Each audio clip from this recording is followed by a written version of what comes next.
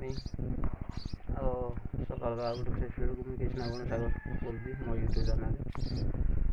ତ ବର୍ତ୍ତମାନ ଆପଣ ଜାଣିଥିବେ ମୁଁ ଦିଦି ନାଇଁ ଆମ ଅଛନ୍ତି ବର୍ତ୍ତମାନ ଓଡ଼ିଶା ଆସି ମୋ ଶ୍ୱଶୁର ଘର ଆଉ ଏଇ ଦୋକାନ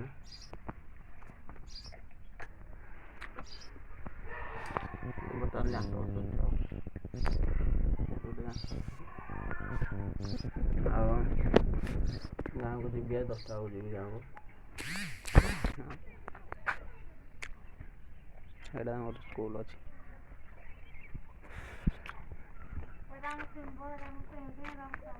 ଆଉ ଏଠି ଦେଖୁନ ଗୋଟେ ଗଭର୍ଣ୍ଣମେଣ୍ଟ ଦେଇଛି ପାଣି ଟାଙ୍କି।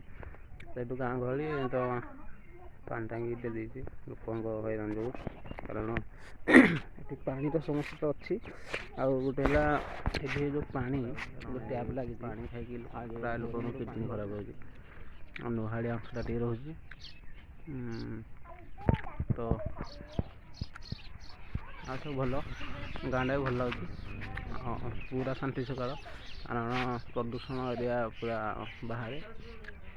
ଟିକେ ଗାଁ ଟାଇପ୍ର ତ ଆପଣ ଜାଣିଥିବେ ତ ଗାଁରେ କ'ଣ ହୁଏ। ତ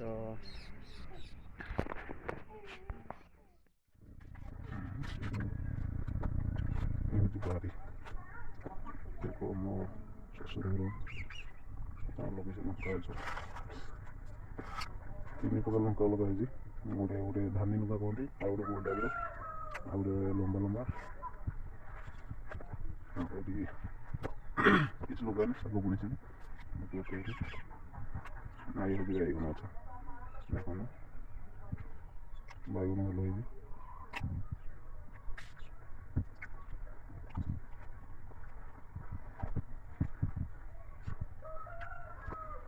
ଯୁଆଡ଼େ ବାହାରେ ତାଙ୍କ ସାହି ଅଛି, ଭଲ ଲାଗୁଛି ସାହିଟା।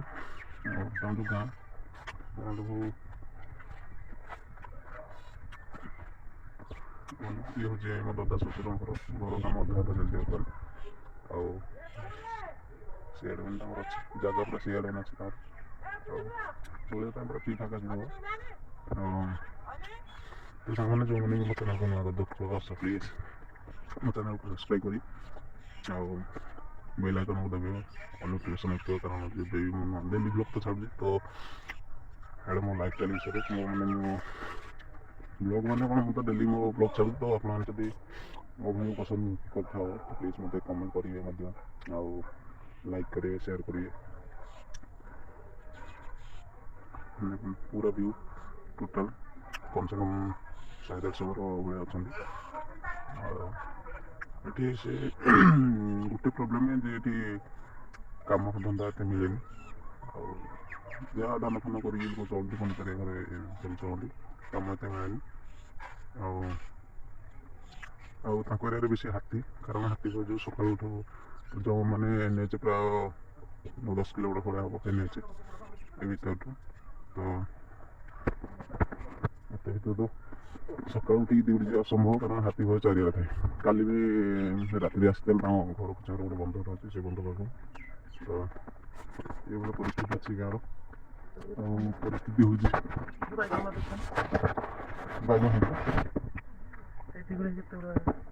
ବାଇଗଣ କମ ସେ କମ 3-4 ଥର ନେଲେନି ଘରକୁ ଆମର। ଭଲ ବାଇଗଣ, ଯେହେତୁ ମାଟିଟା ଭଲ ଅଛି, ଆଉ ଭଲ ଗଛ ପୁରା ଅଛି, ଭଲ ମିଠା ବାଇଗଣ।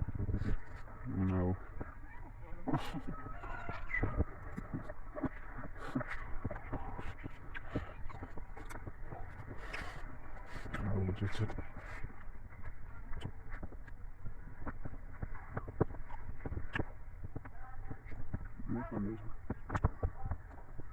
ଏଇଟା ତାଙ୍କ କ୍ଲବ୍ ଘର।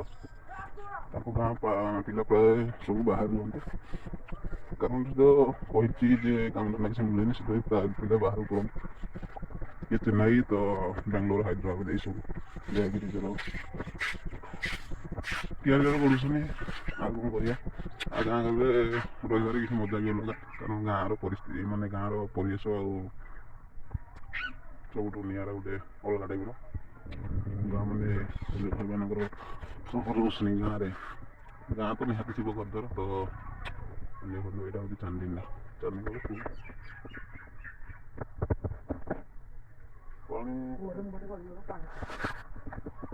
ପାଣି ତ ଦେଖାଯାଉଛି, ଅଳ୍ପ ପାଣି ଅଛି। ମାନେ ଯାହା ହେଲେ 3 ମିନିଟ୍ ପାଣି ଥିବ ଏଠି।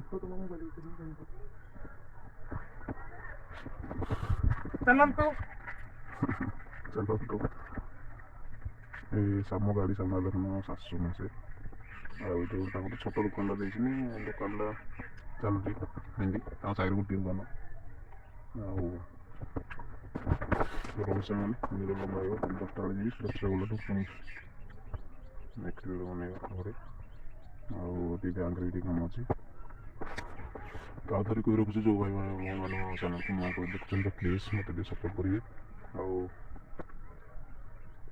କାରଣ ଆପଣଙ୍କ ହାତରେ ମୋ ଭବିଷ୍ୟତ ଅଛି। ଯଦି ଆପଣମାନେ ଚାହିଁବେ ତ ଭବିଷ୍ୟତ ଉଜ୍ଜଳ ହୋଇପାରିବ। ଆଉ ବେଶୀ କିଛି କହୁନି ରହୁଛି।